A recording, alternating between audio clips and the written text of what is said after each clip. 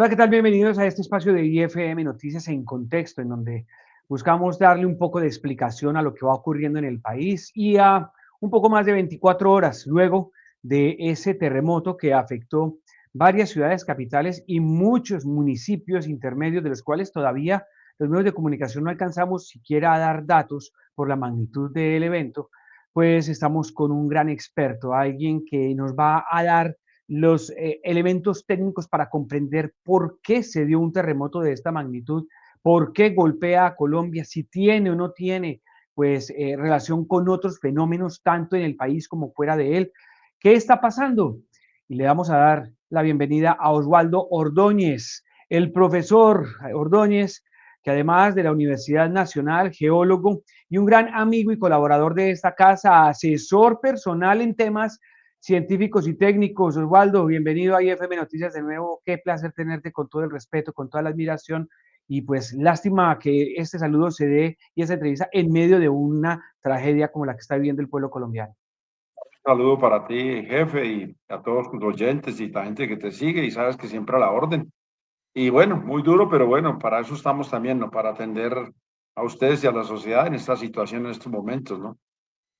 Osvaldo, ocurrió algo que para muchos era lejano o impensable. Pues sí, habíamos tenido temblorcitos y decíamos en Colombia tiembla, y con un temblor de 2, 3 la gente igual se paniqueaba, salía, evacuaba y todo el tema, pero no se esperaba un terremoto de tal magnitud. Digamos que el eje cafetero ya lo había vivido, hacia el sur, en Popayán, el Cauca lo había vivido, pero pues la gente en Medellín casi que salió paniqueada, en Bogotá, en donde pues hace muchísimos años, yo creo que diría que por décadas casi, el último fue creo que el siglo antepasado fuerte en Bogotá. O sea, de repente tuvimos esto, pero no era un terremoto como el que vimos en Armenia o en Popayán, porque es que este se llevó todo el suroccidente, con lugares muy importantes, ciudades grandes.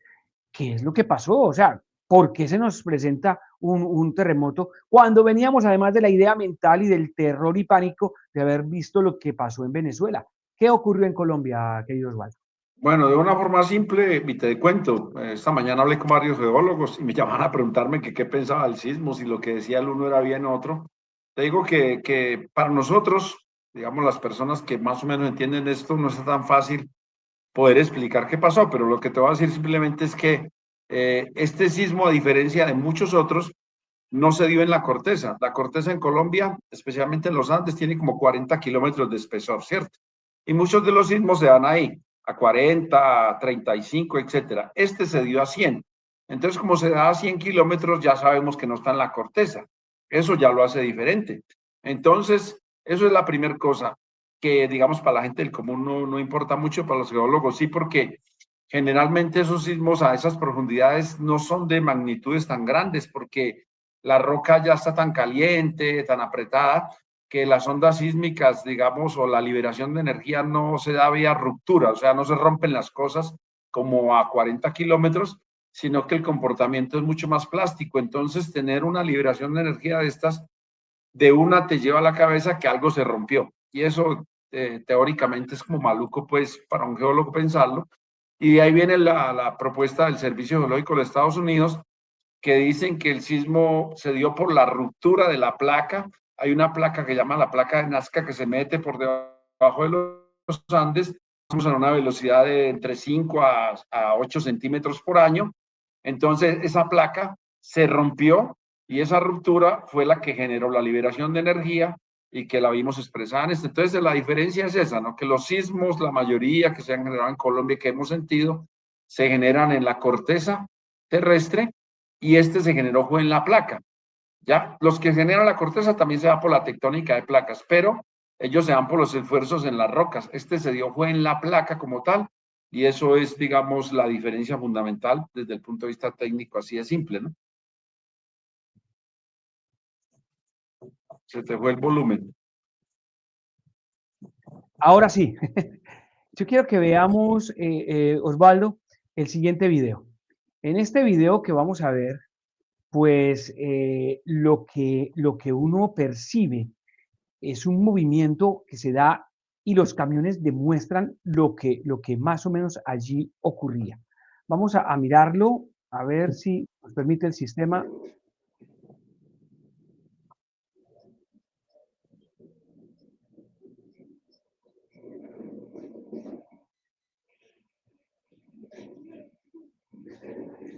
Oswaldo, este tipo de movimientos muestra que fue lateral. ¿Cómo son los movimientos sísmicos? Bueno, Porque resulta que algunos dicen que existen varias formas, que son así o pues que son de arriba hacia abajo, que son laterales y otros que llaman disque o denominan de viento. Explícanos cuál es la diferencia y qué tipo fue el que vimos aquí en este caso. no, esos videos y lo que experimentamos ayer, inclusive yo mismo, es algo que uno le cuenta en la teoría en clases, pero ya cuando lo vive es como bonito, ¿no? Lo primero es que los sismos tienen dos tipos de onda, ¿no? Unas que llamamos las de cuerpo y las superficiales. Entonces, lo primero es, hay una onda que viaja así, ¿cierto? Que es la onda P. Esa es la primera que llega y es como decir el sacudón que uno siente.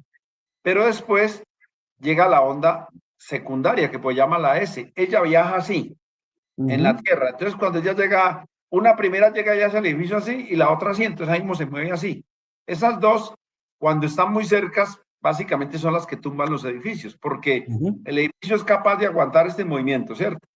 Pero si el otro le llega ahí mismo, entonces lo corta, lo cizalla, ¿no? Es una onda de corte. Esas son, digamos, lo que pasa y por eso la distancia y esas cosas. Pero en este sismo, que fue tan grande y con tanto tiempo, dio el tiempo de ver otra cosa que es más o menos lo que muestran los camiones, ¿no? Cuando las ondas llegan arriba, ellas forman arriba unas que llaman las ondas superficiales, que es que en superficie una viaja así y hay otra que viaja haciendo como círculos. Sí. ¿Ah? Y entonces esas berracas son las que hacen lo hacen a uno como dar como vueltas y tumbos, ¿no? Entonces son las ondas superficiales que dependiendo de los materiales y de la energía del sismo son demasiado malucas. Y entonces tú te puedes imaginar un edificio sufriendo esto, después esto, y después como círculos, ¿no? Como más o menos unas elipses que hacen en la parte superficial, y eso es lo que uno puede ver que por eso las cosas hacen como así, en esa cosa son las ondas superficiales, ¿no? Entonces, dependiendo de la energía, son muy grandes esas ondas, dependiendo del material donde están, se amplifican, etcétera. Y eso es lo que uno puede ver. Pero lo que sí sentimos todos cuando un sismo es como el primer guarapazo y después el otro. No sé si siempre lo sentimos. Bueno, quiero que veamos este. Ese es muy bonito. Sí, porque yo creo que aquí podemos ver las ondas de las que nos estás hablando, ¿no? Sí, Miremos cómo se mueven los hierros y pues también nos puedes explicar un poco el principio de sismoresistencia de los edificios. Ese justo estaba en construcción, resistió. Este, al parecer, es grabado en Bogotá y pues el susto, por supuesto, de los obreros. Pero cuando vemos lo que está ocurriendo, así como se ve por fuera, que es donde se está el hierro o el acero de estas bases y esas columnas, funciona exactamente igual en los edificios después de terminados, es lo que les pasa adentro. sí, exactamente. Obviamente ahí no tienen el concreto. Por eso se mueven tanto, pero es exactamente lo que hace, ¿no? O sea, el primero hace así, y después cuando viene la onda, que es la que corta, entonces el edificio, digamos, tiene la capacidad de ser flexible, ¿no? Flexible y los ingenieros calculan de acuerdo a la velocidad de la gravedad o la aceleración de la gravedad, perdón, en ese sitio, y los materiales y la magnitud, ellos calculan qué tanto se puede mover, ¿cierto? Y decir, ese edificio aguanta un sismo de magnitud 8 con foco en tal lado, con una aceleración de tanto, o sea, son unas ecuaciones que hay ahí. Y lo diseñan para eso, ¿no? Y precisamente como lo ves ahí, él se comporta. Hay otro que yo vi donde ya las cosas comienzan a ser como así. Entonces ahí la Sí. expresión de las ondas superficiales que te decía, que eso es muy difícil de ver, pero con este hay momentos en donde se puede ver, ¿no? Y eso demuestra claramente que ese edificio, ahí no sé en qué piso estarían, sería el cuarto o cinco, es diseñado sismoresistente para moverse, ¿no? Esa es la nueva forma de diseñar. Los otros son unos edificios que se diseñan como un monolito, o sea, como un bloque, que un ejemplo que podemos ver es un edificio que hay en Manizales, que es diseñado con la tecnología antigua, muy fuerte, muy robusta, las columnas le avigas y ese berraco no le pasó nada, ¿no? O sea, ni un vidrio se le dañó nada, Es muy costoso este tipo de construcción, pero es muy buena, ¿no? Es como los dos conceptos que hay en la ingeniería, un monolito o flexibilizarlos para que ellos se muevan y se adapten al movimiento. Lo que pasa es que eso se mueve mucho y uno entre más alto, si puedes ver ahí, Ujú. pues se mueve más, ¿no? Pero si tú Claro. tienes aquí buenas cosas, pues él aguanta el movimiento, ¿no? Pero si E- haces un en- mal diseño aquí, se te parte. es como en este video, a ver, veamos si, ay, se nos ha ido, se me fue. Pero bueno, este es importante, en Sí, Pereira. Están los movimientos, Osvaldo, y entonces de repente comienza como a tratar de sostenerse el mismo edificio hasta que finalmente no puede y colapsa. Y uno comienza a ver que va como de afuera hacia adentro y luego el colapso se da, por supuesto, hacia uno de los lados. Pero aquí es donde podemos ver claramente, se cae primero toda la fachada. La gente a veces dice, se cayó el edificio con solo ver caerse la fachada, pero a veces caen las fachadas, pero no caen los edificios. sí, mira, ese es, digamos, obviamente no conozco el detalle del diseño estructural y eso, pero lo que puedes ver es que, mira que cuando está el sismo, esa parte se separó, ¿ya? Sí. Ese pedacito como esa esquina se separó del resto del edificio. Eso de una te dice que habían tres estructuras, ¿no? La de acá, la del medio que cayó y la otra. Y que las juntas y los amarres pues no eran una continuidad estructural. Uh Entonces, -huh, cuando hubo el requerimiento de sismo, pues se separaron y este colapsó, ¿no? uh Eso a -huh, veces puede ser diseñado así, ¿cierto? uh -huh, O a veces es un mal diseño. O sea, si a mí uh me -huh, dicen, yo lo diseñé completo, entonces dicen, me diseñaste entonces mal porque cayó eso, pero te dicen, no, eran tres estructuras, y entonces si son tres estructuras, pues falló una, ¿no? Y entonces uh ahí -huh, usted viene a revisar si esa estuvo mal diseñada, si no hacía parte pues del mismo cuerpo, etcétera. Pero ahí claramente se separó un cuerpo, ¿no? Y ese fue el que cayó. Entonces es ahí un diseño, ¿cierto? Que usted dice que ante el requerimiento falló, mientras que los otros no. Entonces usted dio una sin necesidad de mal laboratorio, pues dice uno estaba mal hecho, ¿no? Porque uh si -huh. hubieran estado todos mal hechos, se caen todos, ¿no? Entonces ahí hay un sitio muy bueno que te muestra que uno estaba mal hecho, ya es ir a revisar si el que lo hizo fue el mismo, qué falló en el diseño, etcétera, porque el riesgo ya existe, los sismos existen, la energía existe, la aceleración existe, y usted como ingeniero lo que tiene es que tomar esos datos y diseñar. Y si te caes porque te faltó algo, ¿no? Te muestro este otro video que va como en la misma relación también, en donde pues prácticamente lo que vemos aquí es un edificio, lo dejo estático un momentico porque vemos un edificio viejo, un Es el edificio nuevo y una casa antigua que termina pues sufriendo porque esta casa estaba soportando, ¿sí? Pero mira lo que termina pasando, ¿sí? Está el movimiento tan fuerte, ¿sí? Que termina, pero el edificio antiguo se sostiene. El edificio antiguo, el más viejo, se sostiene. Este tipo de videos, ¿cómo los podemos interpretar, querido Osvaldo? A eso de una, no hay necesidad de decir nada más. El edificio que cayó estuvo mal diseñado, Uh y -huh. tú ves que él cae desde acá, ¿no? Como decir, desde el codo.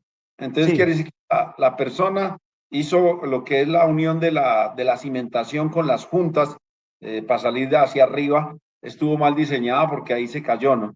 Entonces hay diseños que son así, hay otros que colapsan así, entonces quiere decir que las planchas, digamos, las losas fueron mal diseñadas. Este no, este falló así, entonces el diseño estuvo mal acá y eso corresponde generalmente a ahorrarse costos, ¿no? En el diseño estructural, porque un ingeniero estructural, la gente a veces dice eso es muy costoso, ¿no? Pero es que casi siempre los ingenieros civiles, estructurólogos son los más nerdos, o sea, son los más inteligentes en cada carrera, son los que se manejan todas las ecuaciones y la gente a veces tiende a menospreciar sus diseños. Uh Eso por lo menos -huh. lo vivo en la universidad. Uh Mientras -huh. que el de vías, el que cuenta carros, es el que menos estudia y ese consigue más trabajo, pero el diseño estructural Uh es -huh. el más duro en ingeniería, la persona que más tiene que saber de ecuaciones, y entonces a veces él cobra un poco más, pues Uh obviamente. -huh. Claro. Entonces se ahorran en eso y dicen, no, yo soy capaz de diseñarlo y en un software lo hago. Y ahí vemos los resultados de eso. Entonces el edificio recuesta, daña la casa y el otro antiguo está ahí. Seguramente el antiguo entonces es de esos diseños robustos, de fundaciones grandísimas y Uh columnas -huh. no sé qué, pero ellos tienen un problema, sobre todo los antiguos, que es del cuarto piso para el quinto, hasta ahí más o menos son buenos, ¿no? Y ahí para Sí. arriba empiezan a moverse mucho, entonces colapsa Y todo, ¿no? caen. Entonces, eso Mm. también son como las dos cosas que uno quiere mirar, ¿no? Ajá. Eh, y mirar esas cosas y mirar cosas como la Catedral de Manizales, que viste que era una cosa de Sí. concreto y hubo una torre que falló, bueno, ahí vienen todas esas cosas y que los ingenieros van a ajustar, pero de forma general, uno viendo todo lo que pasó y la energía de este sismo y lo que yo viví por lo menos aquí, estamos bien. Yo pienso que estamos Ujú. bien en términos de sismoresistencia, de construcción de Claro, porque edificaciones. En Antioquia, te interrumpo Osvaldo, en Antioquia fue muy fuerte, se sintió muy fuerte, pero no ha habido daños. Hubo algunos edificios que rompieron sus ventanales, por supuesto, me imagino yo, la tensión, el movimiento, pero realmente no hubo daños estructurales en Medellín, sabiendo que está muy cerca del epicentro. Si uno me pone a mirar en línea recta, Medellín está más cerca que por ejemplo, Cali, ¿no? Según lo que... Quedaron más o menos a la misma distancia, ¿no? Puede decir uno Sí, de Cali y Medellín frente a donde fue el epicentro, pues más o menos lo mismo. sí. Pero digamos, una felicitación para los ingenieros civiles, constructores y los estructurólogos que han hecho estas clasificaciones, digo, sobre todo aquí en Envigado, Poblado, Medellín, en los últimos 30 años. Ujú, Bien, pasaron la prueba, no hay necesidad de nada más, mijo, pasaron el ujú, examen porque ahí está, o sea, ya hubo el requerimiento sísmico de 7.4 y ujú. ahí quedaron. Eso es muy bueno y eso significa que hay que seguir con el mismo trabajo y haciendo detalles para que no nos pase lo de Space, ¿no? Que eso es el Sí. lunar que tenemos en la ingeniería antioqueña y que también existe, ¿no? Y que nos Ujú. muestra claramente cuando pasamos el límite de dejar de ser éticos y técnicos y exigentes y nos pasó eso, que pasó con muchos edificios, pero estos pasaron la prueba, ¿no? Y especialmente donde yo vivo, yo lo revisé ayer, muy bien todo, columnas, vigas, muy bueno todo. Obviamente la mampostería, los límites entre una columna y una viga, pues hay grietas, pues es lógico, son dos cosas diferentes y Ujú, exactamente hicieron el trabajo, ¿no? O sea, se movieron las columnas y las vigas, pero no ujú, colapsó el edificio, entonces eso es muy ujú. bueno y están muy bien, ¿no? Ahí no están agrietadas las columnas ni vigas. Ajá. Eso es una cosa también importante, ¿no? Una explicación que creo que sería muy bueno que nos des, sobre todo a los que no conocemos en profundidad el tema de los sismos. Colombia, diferente de Perú, donde se mueve todos los días, o diferente de México, donde se mueve todos los días, o Aquí Filipinas. también. Aquí se mueve mucho en Santander, ¿no? Los No, Santos. no, pero aquí, más o menos para que tú sepas, al día en Colombia, los aparatos detectan entre 80 y 100 sismos, ¿no? A veces un poco más Ajá, y es. Todos los días. Lo que pasa es que no sí. los sentimos, ¿no? ¿Por qué? Porque son Mm, de baja energía, pues de baja cosa. De vez en cuando son los de Santander, que por decir algo, semana, digamos por mes hay uno, pues, que podemos sí, sentir, sobre todo en Bucaramanga, pero en el resto no, pero todos los días hay sismos en Colombia, sí. todos los días, porque las placas todos los días se mueven, ¿no? Todos los días, entonces Ujú. van soltando energía y eso es bueno, porque la van soltando poco a poco, ¿no? Cuando hay un lugar, que en este caso San José del Palmar, epicentro, se habla de entre 103 kilómetros y 98 kilómetros. Eh, digamos que estamos en el subsuelo y sale esa energía en San José del Palmar. Y ahí es donde se dice que es 7,4. Es ese mismo nivel de 7,4 al momento de irradiarse por todo el territorio, porque de ahí a Cali, de ahí a Pereira, de ahí a Manizales, hay una distancia larga. En ese espacio no se disminuye la intensidad o es la misma intensidad del mismo sitio del epicentro. Ahí hay como ¿Cómo dos se irradia? conceptos que hay que separar. Uno es la magnitud, Uh que -huh. es la 7.4, ¿no? Y otro la intensidad, que es más o menos como cómo esa cosa afecta a las estructuras, ¿no? Entonces, en las zonas cercanas, la magnitud y la intensidad pues van a estar muy cercanas, entonces va a ser el daño horrible. Y entre más se aleje lo que tú dices, o sea, las ondas P y S van a irse separando una de otra, entonces la energía de daño no llega igualita y ya entonces eso va a depender de la distancia y de los materiales que hay ahí, ¿no? Y de cómo construiste. Entonces la magnitud es la misma, eso es la misma, lo que cambia es la intensidad, ¿no? Que es cómo esa energía que se liberó se comporta en X distancia, de acuerdo a X materiales y en X estructuras. Eso es muy claro. Entonces, son como dos conceptos, pero pues uno al final hablando eso es como lo mismo, pero es muy correcto lo que tú dijiste y es tranquilo mantener esa idea, ¿no? El micrófono.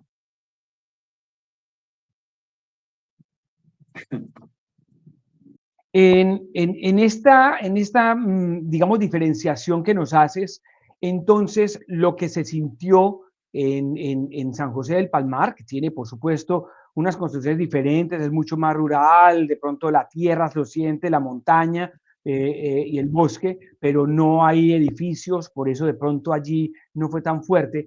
Pero cuando uno lo dice, por ejemplo, Cali, en la ciudad de Cali no se sintió exactamente lo mismo que se sintió en el Palmar. Si yo estoy parado en el Palmar, siento más que en Cali. Sí, sí, o sea, físicamente uno en el Palmar hubiera sentido una cosa horrible, ¿no? Pero como usted está allá en la calle o sentado en una casa del primer piso, pues siente el guarapazo y todo, pero no esa cosa que por lo menos sentí yo aquí en el piso 15 o lo que sintió una misma persona en el piso 1, aquí de la misma zona. O sea, vamos a sentir cosas diferentes o va a sentir diferente digamos, el que estuvo en el stock de San Diego, ahí en el centro comercial San Diego, que es una roca muy buena, o el que estuvo en el Tesoro seguramente sintió una aceleración muy fea porque allá los materiales hacen que las ondas se aceleren mucho más, la energía. El que está en el estadio o el que está en el Cerro Notivara. Obviamente eso depende de cada zona, cada región y la estructura donde está, pero es muy, muy válido esa cosa. Y por eso vamos a ver que hay daños en Cali, en Pereira, y eso va a depender mucho de la geología y de las construcciones. Son las dos variables porque las distancias de Cali, Manizales, Pereira, Medellín, digamos que están en la misma zona. No hay unas diferencias así brutales que uno diga por qué, ¿no? Entonces ya el por qué se dañó, pues va a depender de suelos, rocas y de los materiales como construiste. Te pongo esa imagen del Puracé. Ayer mismo ocurría más o menos minutos después del terremoto, pues esta fumarola de 700 metros ya venía en alerta naranja, viene la alerta del Puracé en el sur del país. Pero ayer decían desde el Servicio Geológico Colombiano que no tenía nada que ver. Explícanos un poco cuál es la diferencia y por qué es pura casualidad, no es casualidad, o estos eventos tienen alguna correlación realmente como muchas gentes piensan en redes sociales. De forma general, los dos eventos están conectados, ¿no? O sea, porque los dos son producidos por la subducción de la placa de Nazca. O sea, la placa de Nazca se mete por debajo de los Andes y ella aquí hace que se funda el manto y él sube en la forma de volcanes. Entonces, todos los volcanes que hay en los Andes son por la subducción de la placa. Pero también ese empuje de la placa que genera fusión del manto, también me genera esas cosas como le de ayer, que esa placa se rompe y entonces genera un sismo. Entonces las dos cosas son producto del mismo fenómeno, pero no están conectadas. Eso sí, no están conectadas porque son independientes, ¿no? Eso es como que quedo gordito, hago una cosa y el meñique otra. Es la misma mano, ¿no? Pero yo con este puedo hacer una cosa y este otra. Son la misma mano, sí, pero este hace una cosa y este otro. Es más o menos la misma, podemos Entonces, hacer. no son dependientes ni consecuencia de, por un lado está No. la actividad del sistema de los coconucos, el sistema volcánico de los coconucos y el Puracé, que está en una actividad presunta desde hace ya un tiempo, Una pero coincidencia. no tiene nada que ver, no generó el terremoto ni se activó por el Puracé. No tiene nada que ver, pero son parte del mismo fenómeno. Eso sí, son parte del mismo proceso, pero simplemente coincidieron en el tiempo, ¿no? Bueno, tengo una imagen que quiero que analicemos, porque esa imagen yo creo que tiene un nivel de interpretación muy fuerte en el tema cuando uno dice, es que es el hospital, es un hospital el que se cae, ¿sí? Sí. Este es el Hospital Universitario del Valle. La forma en que cae, quiero que nos expliques desde el punto de vista de las estructuras, de cómo se comportan en los terremotos, las estructuras, por qué cae una parte y no cae otra, sabiendo que está en la misma estructura. De pronto hay alguna diferenciación en las bases o la tierra tiene comportamientos diferentes. Alguien decía que la tierra se mueve como si fuera una gelatina. ¿Tiene esto que ver geológicamente Sí, en la sí, la forma en cómo Tierra, cae? y ahorita lo conversamos, la Tierra en algunos materiales es como usted pasar de un pedazo de hielo a una gelatina, exactamente. O Sí. sea, en el hielo usted hace un golpecito, pero la gelatina se mueve como una gelatina. Y eso Ajá. pasa. Pero aquí en este caso específico, y ese es muy importante que lo anotes, es un hospital antiguo, ¿no? Es una construcción Ajá. antigua. Y las construcciones antiguas y yo siempre lo digo, ellas son muy malucas cuando tienen 4 o 5 pisos, ¿ya? Porque la gente antiguamente construía con unas super cimentaciones, toda la cosa, pero cuando tú la sometes a la energía de un sismo, esa parte de arriba se daña mucho, ¿no?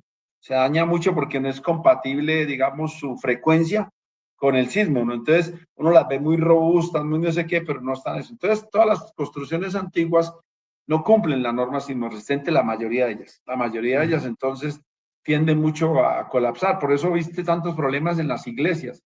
Las iglesias casi siempre se dañan mucho en los sismos porque ellas tratan de ser muy esbeltas, muy grandes, parte de esa cosa, pero no cumplen las normas sismorresistentes en esencia, ¿no? Exceptuando pues algunas, como te digo. Entonces eso es bien vital y eso es válido para todos los hospitales, como en Bogotá creo que hay uno que es el San Juan de Dios, creo que es. Ese no cumple la norma sismorresistente, por eso ese edificio lo mejor es demolerlo, ¿cierto? Que si lo usamos nos va a pasar eso que pasó ahí, ¿no? Eso es perfectamente un ejemplo muy bueno, digamos, para lo que está pasando hoy en día, que viven molestando con ese hospital. Hombre, es un hospital antiguo, sí, muy bonito. Si él fuera de 1 o 2 pisos, pues podría servir para museo y no hay problema, pero yo no puedo habilitar para hospital, para cuidar enfermos y que se me estén expuestos a un sismo y tenga 2 problemas, no mate a las personas sabiendo de antemano que no es sismo resistente a un requerimiento de eso. Entonces, muy bueno que se cayó, no sé si allá, perdón, muy bueno, no, perdón, muy bueno que nos muestre este ejemplo porque eso nos evidencia eso, ojalá pues no hayan existido muchas personas en ese lugar que han sido afectadas por eso, pero eso nos evidencia que esas estructuras es mejor demolerlas, ¿no? Reforzarlas es demasiado costoso, ¿no?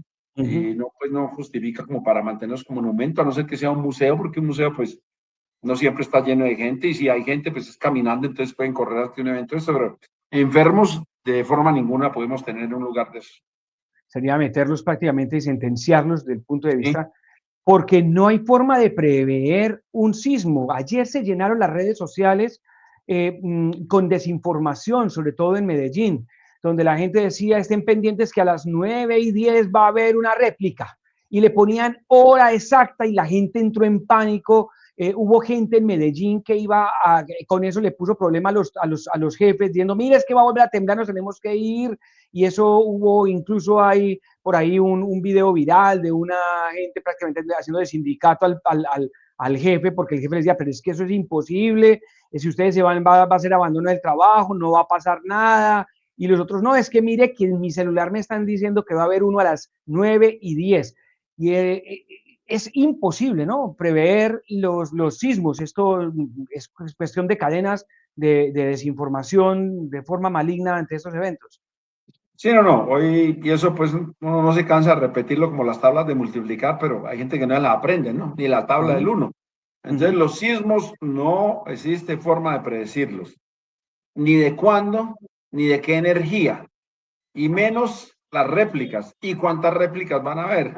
O sea, uno sabe que los sismos casi siempre tienen réplicas, pero no siempre. La mayoría de veces sí, pero uno no sabe cuál es la intensidad de las réplicas. Si van a ser la mitad del sismo o la tercera parte, cuántos van a ser y por qué tiempo. Entonces, también había unas cosas que lo más peligroso eran las 24 horas siguientes, había gente que se iba a dormir donde la abuela, bueno, de todo, pero eso del trabajo me pareció muy charro, ¿no? Y el señor, pues, me dio lo que yo oí, pues sí, es que porque tienen que ir, si es que eso no lo sabemos, o sea, no sabemos si va a haber, si no sé qué, ¿qué dicen un coso? Ahí tuvo que salir el alcalde, el DAGRA, creo que también a decir, qué hombre, Sí. ¿no? Y una vez se lo decimos, después la Sociedad Colombiana de Geología hizo videos por ahí también explicando eso, que eso no se tiene cómo saber ni cuándo, ni cómo, ni la intensidad, ni la magnitud, eso no tenemos cómo, ¿no? Eso es una cosa real y es muy bueno que eso lo reafirmemos siempre, ¿no? Tenemos cómo saber eso. Pero mucha gente se confunde porque en sus celulares les aparece de repente una alerta, sismo en su casa, y a los minutos empieza, a los segundos comienza a temblar.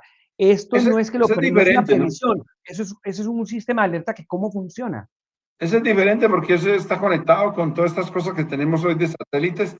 Entonces eso es como unos segundos antes. No es que él no dice un día antes, ¿no? Es un segundo, pero porque él donde está, él detecta ahí mismo y eso ahí mismo en microsegundos lanza la alerta a todos los iPhone, todos los Samsung, a todo y ahí mismo te llegan. Entonces está por ahí en su casa, viene un sismo, pum, te llega a los 2 segundos, 3. Pero no es una alerta, sino que es una cosa que te avisa que viene un sismo, ¿no? Pero no que te dice va a haber un sismo, ¿no? Es bien diferente, pero es una cuestión del uso tecnológico, de que eso es en microsegundos, ¿no? Entonces, como Te están quiero todos los mostrar, celulares conectados, ahí mismo lo pasa. perfecto, te quiero mostrar este video para que hablemos sobre el tiempo y duración del terremoto de ayer. En Quibdó, esto pasó en Quibdó. Entonces, la gente sale, comienza, pero se les hace eterno. Están las casas, por supuesto, gran parte del país de Colombia, la Colombia profunda, la Colombia real es de ese tipo de construcciones. Sí, las ciudades que tenemos, pues sí, muy interesante los edificios, pero las construcciones que vemos son como estas, realmente. ¿Sí? En donde, por ejemplo, y siguió temblando, y siguió temblando. Este tipo de dramas que después ya la gente se queda sin casa, lo pierde todo, muchos alcanzan a salvar la vida, como en este caso, pero es el tiempo. ¿Por qué fue tan largo específicamente este terremoto? Todavía no hay un consenso en cuánto realmente duró. Se habla que algunos dicen que fue 1 minuto, otros dicen que fueron 2, otros dicen que fue eterno y que alcanzó los 3 minutos. Pero realmente de cuánto fue este terremoto y por qué tan largo. ¿Es normal que sean Eh, tan largos? Esta mañana estaba leyendo una cosa ahí que más o menos podemos estimarlo como en 1 minuto y 40, ¿no? Uh Pero -huh, pongámosle que 1 minuto y medio, eso es eterno. O sea, uh -huh, eso en términos sísmicos es eterno porque un sismo generalmente dura 20, 30 segundos, ¿no? Es lo uh que -huh, es. Mientras que llega la onda P y S, que son, digamos, como lo que uno mide, ¿no? Porque las superficiales, ellas están con las otras ondas, pero eso es como 30 segundos. Este demoró tanto. Yo ayer que creo que me hicieron una pregunta, dije, eso me corcharon uh -huh, porque no tengo que explicarlo, pero hoy ya viendo la nueva teoría, pues que hay, o teoría, la propuesta de que fue un desgarre de la placa, uh ya -huh, uno dice, eso sí puede ser el soporte de eso. ¿Por qué? Porque, digamos, esa misma placa que estamos hablando, cuando ella se rompe, eso no es que rompe pues de una, ¿no? Porque te digo que a 100 kilómetros uh las -huh, condiciones de presión y uh la -huh, temperatura son tan altas que esos materiales tienen un comportamiento, llamémoslo plástico, ¿no? uh -huh, Entonces es como usted jalar como una melcocha, ¿cierto? uh -huh, Y jalaría la melcocha, mira que la melcocha no es rompe de una, ¿cierto? Sino que va estirando. Y uh entonces -huh, ese estirando es la liberación de energía hasta que se rompe totalmente. Entonces uno diría, eso posiblemente me explica por qué la liberación de energía se demoró más de 1 minuto. uh Entonces -huh, uno dice, eso sería consecuente con que la ruptura se dio en un ambiente plástico, ¿no? No en un uh mundo -huh, frágil donde la ruptura sería de una. Más o menos es como, eso es un poquitico técnico, pero yo creo que la gente va a entender que una uh cosa -huh, es romper una cosa de una y otra es irla rompiendo lentamente, que serían las condiciones a 100 kilómetros de profundidad. Eso uh más o -huh. menos podría explicarlo, ¿no? Ayer no lo tenía claro, hoy con las cosas que le dije, eso puede ser así y por eso la energía se demoró tanto tiempo en irse liberando, ¿no? Y nos gastamos 1 minuto 30 después que iba a acabar. Algo enorme, enorme.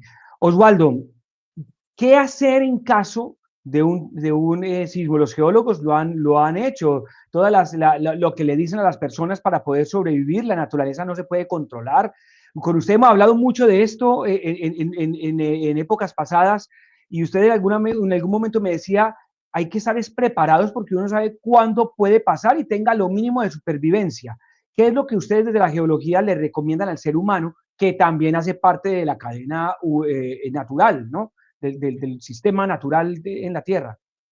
Hay que hacer como dos cosas, una hoy y otra, ojalá mañana mismo todos. Lo primero que hay que hacer hoy es tener en la cabeza que cuando hay un sismo, yo vivo en una cosa de más de 5 pisos y usted vive del 5 pisos para arriba, no se mueva, no baje, que si usted baja y el edificio colapsa, ahí usted cae en el medio y lo más seguro es que desaparece, pues queda muerto. Uh -huh, Entonces, si usted debe quedarse y tiene que quedarse, la recomendación, no coja ni las escalas ni el elevador, ¿cierto? Busque dentro de su casa los espacios más cerrados, generalmente es el baño. Yo siempre me hago en el baño, ¿no? uh Porque -huh, si el edificio colapsa, las dos paredes del baño o caen así o cae una, ¿no? Entonces uno se hace ahí en el bordecito abajo y hace el triángulo de vida que llaman, ¿no? uh Lo -huh, otro es ubicar en la casa donde están las columnas y vigas principales y hacerse debajo de ellas, ¿no? Sentadito, donde se cruza la columna y la viga principal, que si el edificio dobla, pues ahí eso va a ser lo más difícil de dañarse.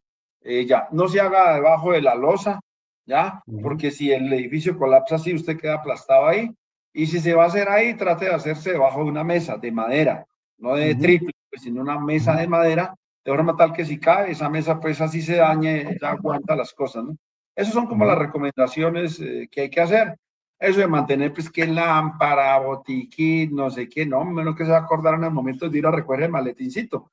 Saber dónde está, pues, en la casa por si algo, pero lo mejor es tener dentro de cualquier espacio, siempre hay una cosita para golpear por si uno queda preso, golpeando el concreto o metal, eso los rescatistas lo oyen muy bien. Eso es lo primero que hay que hacer. Y ya lo segundo es la recomendación que yo hago en el coso, que inclusive se escribe de forma general, es que nosotros debemos vigilar donde vivimos, hacer una inspección ocular, por lo menos ahorita todos vivimos ya un sismo, entonces todos los edificios sufrieron ese sismo, entonces ir a revisarlo, que las columnas estén bien, que las vigas estén bien, que no hayan asentamientos, ¿ya? Porque si hay un asentamiento, pues es un problema. La mampostería sí va a estar dañada en muchos, pues es muy natural. Si usted va a comprar un apartamento, entonces solicitar los planos, la certificación sismo resistente, que la curaduría tenga ese papel, que usted sepa, pues, por alguna forma que no los corruptos. Y usted, si tener seguro siempre en las propiedades. La empresa aseguradora vas a tener que crear equipos para que le revisen que eso esté bien hecho, que se hizo bien, para ellos poder asegurar como un carro, ¿no? O sea, si usted el carro no pasa el peritaje, pues no le aseguran. Igualito aquí. Si el edificio no pasa el peritaje, no le aseguran. Y el Estado, ya el Estado, que los alcaldes, gobernadores y estos, incrementar los presupuestos para hacer la microzonificación sísmica de todas las ciudades de Colombia, pongamos las ciudades con más de 30.000 habitantes, pues, vamos a ponerlo, para que sepamos cada terreno cómo acelera la gravedad y adaptar la norma sismo resistente de forma general que existe, pero a ciudades como Medellín. Entonces, en Medellín ya te dije, si usted está en el centro comercial San Diego, en esa zona, la roca es muy buena. Si estás por el Altavista, todo lo que es la Loma de los Bernal, por allá, hay una roca que llama el Stock de Altavista, eso es muy bueno. Pero si ya estás en la zona del poblado, en muchos de ahí, la aceleración de la gravedad es muy alta en esas zonas. Lo bueno es que los edificios de allá, pues como es de gente con poder adquisitivo alto y todo, entonces los edificios son muy bien hechos. Entonces usted, a pesar de que la aceleración de la gravedad es muy alta, casi no pasa nada porque ellos están muy bien diseñados, ¿no? La mayoría de ellos. Ya, entonces eso es lo que uno tiene que hacer como ciudadano, como propietario, como funcionario, ustedes como periodistas ayudarnos mucho en eso, de eso, y siempre, ¿no? Que tenga autoridades locales, las entidades técnicas, la sociedad, las empresas aseguradoras y los constructores, porque esto es una cuestión de todos, ¿no? O sea, yo soy constructor, yo voy a construir edificios, pueda que ahí le venda el apartamento a una tía mía, a un primo mío, a un amigo. Yo no lo voy a hacer malo porque si mañana se muere, yo voy a ser responsable. Entonces es una cuestión de la ética, ¿no? ¿Qué fue lo que no pasó en Space? Allá la falta de ética profesional, por una ambición, hizo que llegáramos al límite del diseño, dañaron, sí, pero ahí estaban dañándose primos, amigos, familiares, perdieron su patrimonio. Eso no lo podemos hacer. Entonces, es un llamado también a todos, ¿no? No es solo una parte, A la sino todos. ética, a la Es ética. un punto, la ética de todos. Y uno como ciudadano ayudarnos con la vigilancia. O sea, la tarea de ir a revisar las columnas de la viga hay que hacerlas. Vamos cerrando por cuestión de tiempo, agradeciéndole además pues que nos haya dispensado todo este tiempo con tantas cosas que tiene usted que hacer, además profesor de la universidad. Lean y de antemano invitar a todos los que nos siguen que lean el artículo sobre este terremoto que Osvaldo ha escrito para IFM Noticias de manera muy especial, que le agradecemos, en donde prácticamente se resuelven muchísimas de las dudas que ustedes pueden tener frente a lo que ha ocurrido en Colombia en estas últimas horas, que todavía sigue temblando en algunas partes. Ya tenemos que en San José del Palmar hace no mucho estuvo volviendo otra réplica de 3,8, así que esto pues va a seguir.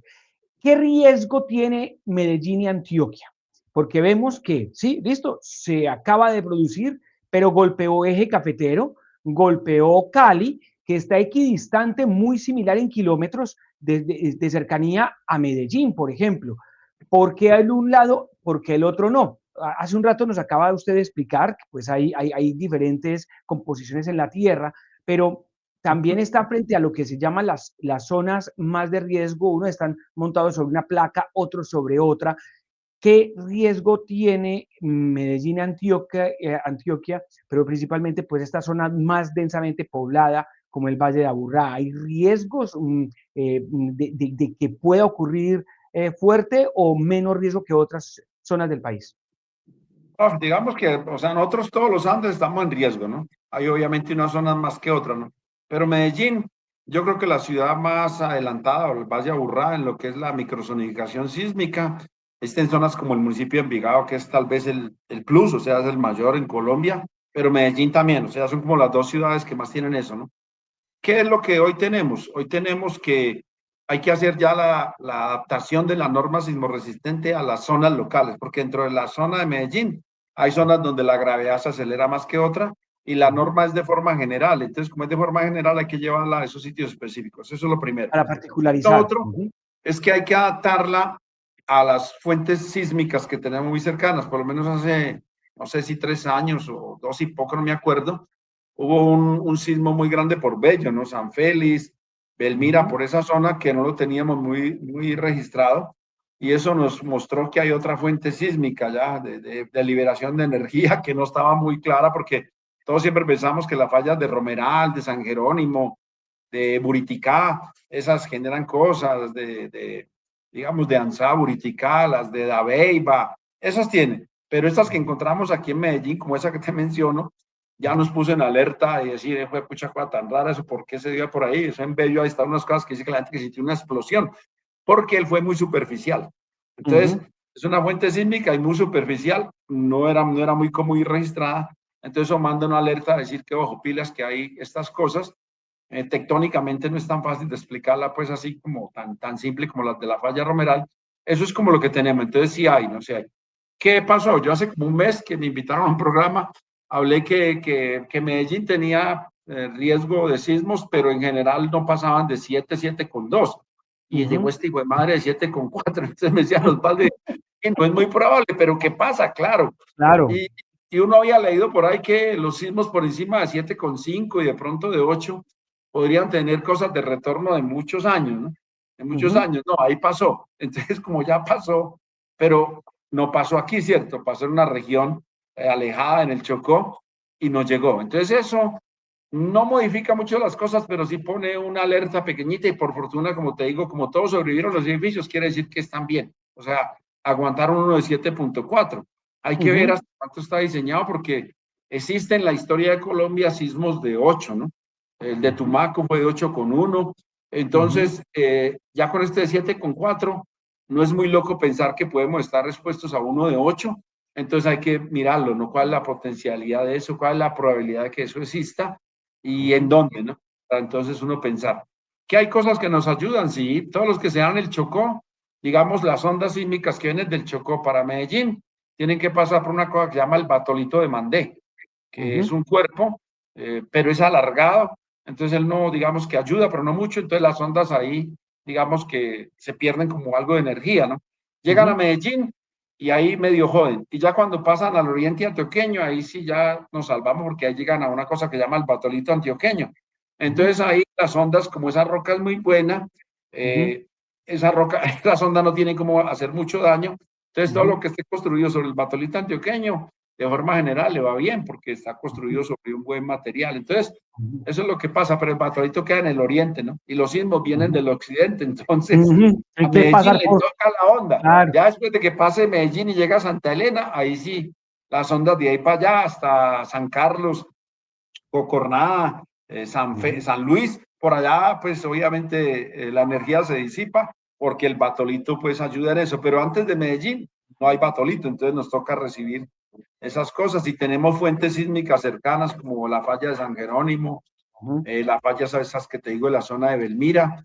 En la falla de Rodas yo no le creo mucho, que es por la curva de Rodas, no le he Sí. visto con muchas cosas así fuertes, pero eso es lo que hay, y ya las que sí tenemos como grandes, ¿no? De Buriticá, la de Murindó, de Dabeiba, Uramita, es así, que es así siempre nos pegan unos guarapazos. Que son fuertes. Hay un mito, yo me estoy excediendo en el tiempo con su venia, Osvaldo, Tranquilo. pero hay un mito que se dice que como hace tanto no hay un terremoto, se está acumulando tanto la energía que estamos prontos a que estalle. Sí, eso es lo que pasó ahora, o sea, Ah, es cierto el obviamente mito. pues es una placa subduciendo y acumuló tanto que se rompió. Eso no es muy común, pero bueno. Pero el resto en los Andes estamos todos los días acumulando energía. Por eso te cuento que todos los días hay como 80, 100 sismos, ¿no? Pero no Ajá. lo sentimos. Pero eso ahí se está acumulando, se está liberando la energía. Pero hay zonas donde no se libera, pero se está apretando, ¿no? O sea, las Ujú, placas hacen así hasta que llega y no aguantan y ¡pum! Se da la ruptura y ahí se genera el sismo. Entonces, ujú. hay zonas donde, por lo menos hay modelos para el de Tumaco, yo te digo, que de acuerdo a unos modelos, lo que pasa es que eso hay que afinarlos ahora a las cosas actuales. Uno dice que más o menos cada 40 años se podría acumular energía para generar uno como ese que generó allá. Eso fue en el año Ujú, 79, entonces ya estamos pasados. El de ujú. Venezuela, ¿qué pasó? Había un geólogo que hizo unos estudios que él más o menos decía que cada 200 años se acumulaba esfuerzo para liberar. Y exactamente el último fue en Sí, señor. 1812, el grande. Sí. Hubo otro como en los años 60, pero no tan grande. O sea, más o menos el hombre Le determinó cayó, sí. y ahí pasó. Entonces, eso ya existe, ¿no? En Estados Unidos, te cuento como anécdota, la falla de San Andrés, que es la más estudiada, ellos pronostican que cada 100 años más o menos se acumula energía para liberar un sismo como el de San Francisco, que lo destruyó en el año Ujú. 1904, creo que fue. Entonces, eso ya existe, ¿no? El problema es que cuando uno dice 100 es 100 más o menos 20, ¿no? Entonces puede ser 100, 101, 102, Claro.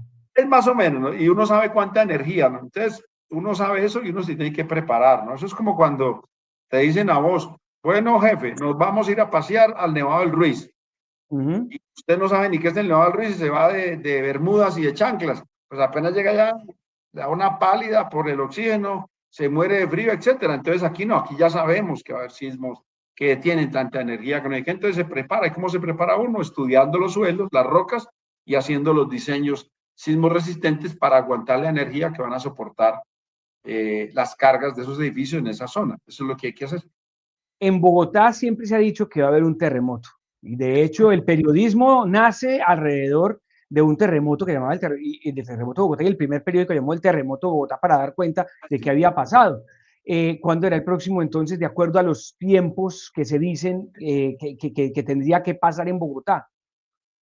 No, pues que en Bogotá, como en Bogotá como tal, no hay pues un foco sísmico, ¿cierto? No hay una cosa que Ujú. uno O diga, sea, que es como lo que se podría decir que fue el de ayer entonces.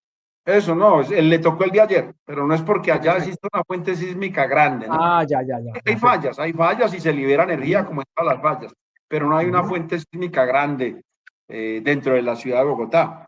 Hay cercanas en los llanos, la zona de Paratebueno, no sé si recuerda ese pueblito Sí, Paratebueno, que sí, hace un sismo hace como 2 años, que dañó las casas y todo. ¿Te acuerdas sí, que sí, son sí. casas pequeñas y las dañó? Esa falla Ajá. es más lo que llama las fallas del Piedemonte Llanero, Ujú.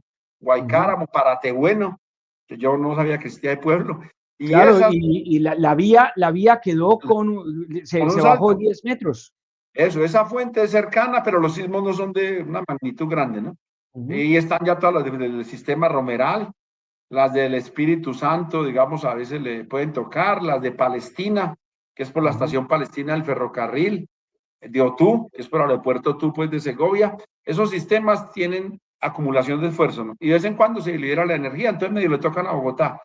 Pero Bogotá como tal no tiene un sistema de fallas que esté acumulando esfuerzo. Están en las laterales de la cordillera, que es el Guaycáramo, Paratebueno y las fallas de Honda, ¿no? En Honda. ujú. Esas ahí se acumula esfuerzo, entonces si se libera un sismo, pues le toca a Bogotá, pero no porque Bogotá tenga una falla específica con una fuente sísmica importante. Se liberan, pero Ujú, no grande. Lo que le toca son los sismos que nos tocan a nosotros, ¿no? Entonces, ujú. pueden tocar, o el que venga de los llanos, ¿no? Osvaldo, ya para finalizar, yo el segundo intento de finalizar, pero es que salen cosas y estoy abusando de su tiempo y le agradezco mucho. Tranquilo. Hoy, cuando llevaba a los niños al colegio, me pregunta uno de ellos, ¿a quién culpar por los terremotos? Y yo le dije, pues a nadie, esto son cosas que pasan en la naturaleza. Pero seguido entro yo a la red social después de haberlo dejado y hay un montón de gente echándole la culpa a cualquier cosa, ¿no? Entonces algunos dicen que eso fue que el castigo de Dios, dicen unos, otros dicen que eso fue porque fue a visitar Abelardo Lespeya Cali, ahí tienen pues, dicen los petristas, algunos, eso, alguien dice que eso es culpa los extraterrestres, pues no falta el que dice que sí, que es que hay armas secretas de los Estados Unidos y de otros para hacer que tiemble la tierra y que son armas. Todo esto. No, eso es como todo, ¿no? Recuerda en la época de los griegos y los romanos, los dioses, ¿no? Entonces los dioses se ponían furiosos y movían la tierra. Entonces pensaban que había un dios Atlas, con la tierra aquí y la Atlas, movían. se la Eso, pasaba de un lado para otro, entonces, Atlas. tú no entendías la tierra, entonces te creabas un dios o el dios del fuego o Zeus, lo que sea, ¿no? Después Sí. en la Edad Media, pues todas las cosas del demonio, apocalipsis y todo, ¿no? Y volvámonos al reciente. Recuerda cuando en el 1812 en Venezuela decían que era porque Bolívar se estaba rebelando contra el rey, entonces era un castigo divino, entonces pum, le echaron la culpa a Bolívar, ¿no? Claro. Después viene la otra, dio siempre no sé qué el castigo y ahora pues los petristas y los abelardistas, que no sé qué, que el calentamiento global que no existe, la Tierra siempre se ha enfriado, el fenómeno del niño existe por lo menos en registros desde hace más de 400, 500 años, hay niño, niña o más, digamos en registros ya geológicos, que el fracking en el artículo vas a leer, o sea, el fracking es una cosa que se da máximo a 3 kilómetros de profundidad. En Colombia no hay fracking todavía como tal. Este mismo se dio a 100 kilómetros por hora, 100 kilómetros de profundidad, perdón. Entonces yo en el artículo escribo que esas cosas es como decir que ponerle un alfiler o chuzar a un elefante con un alfiler lo matan, ¿no? Entonces es más o menos la misma dimensión de escala. O sea, las cosas que hacemos los seres humanos, bien sea carreteras, túneles, minas, fracking, ciudades, eso no impacta en la dinámica de la Tierra. O sea, quitémonos de la nube que nosotros no somos importantes para el planeta. Nosotros no somos absolutamente nada para el planeta, la naturaleza, la tectónica de placas. Somos insignificantes, ¿no? Recuerda Como la una época de hormiguita. Galileo Galilei y Giordano Bruno, que éramos el centro del universo. No, hombre, y los quemaron, pues. No, nosotros no somos nada frente a la Tierra y a la naturaleza y a la dinámica, la tectónica de placas. Entonces, dejemos de ser tan egoístas o tan creídos, no somos nada, ¿no? Entonces eso no, y esto es una cuestión tectónica y natural. Y para tu hijo, dile que desafortunadamente tenemos eso, pero que afortunadamente por eso tenemos montañas, tenemos volcanes, ríos, valles, fertilidad, porque la tectónica de placas produce volcanes y montañas y eso genera muchos pisos térmicos, mucha fertilidad de suelos, ríos, drenajes y esta adrenalina que vimos ayer, que fue una adrenalina muy buena, eso jamás lo va a olvidar él, Sí, es pero cierto. es una cosa que existe. Entonces, como existe, pues no hay ponerle problema, ¿no? Eso es como el que nació hincha al Medellín, pues le toca a mi hijo, ya sobreviva Nada con que eso hacer. toda la vida y adáptese ya. Eso es Sí, más o menos así. Y sea feliz. Hay que ser feliz en la así, vida, adaptarse. así es. Osvaldo, como siempre ha sido un placer tenerte aquí en IFM Noticias. Yo te voy a hacer una invitación desde ya para que hablemos del tema de fracking, que va a ser un tema polémico en las próximas semanas con la autorización del gobierno nacional para que nos concentremos en ese tema después, ¿le parece? No, ese, y te tengo otro regalo por ahí. De una vez te lo digo, te tengo una cosa de drenaje ácido, que también está muy de Ah, moda. sí, señor. Entonces Ese también, y tema de después las de fracking, rocas que pueden ser tóxicas, ¿por qué no? ya está escrito, ya está escrito. Y de contaminación de acuíferos, también te tengo otro si quieres. Bueno, eso me va, pero este de sismo lo hice pensando en que me habías invitado a esta charla y ojalá pues la ciudadanía lo lea y lo distribuyamos bien. Así que muchas gracias y espero que a la audiencia les haya gustado y entiendan las cosas y a la orden cualquier cosa que necesiten preguntar. Profesor, mil gracias. Osvaldo Ordóñez, asesor de IFM Noticias en esta materia de temas geológicos y ambientales. Y pues también escribe ya recurrentemente en IFM. Nos conocemos ya hace bastante rato en muchas lides. Agradecerle nuevamente en nombre de todos los seguidores de IFM Noticias. Y aquí lo espero muy pronto en estos programas para que hablemos más también en video, no solamente que lo lean. Un fuerte abrazo. Bueno, chao. Bueno, y a ustedes mil gracias por estar con nosotros en este programa. Espero que haya sido de muy buena orientación con un gran experto, con una gran persona que tiene pues todo este conocimiento alrededor de lo que ocurrió con el terremoto. Para ustedes,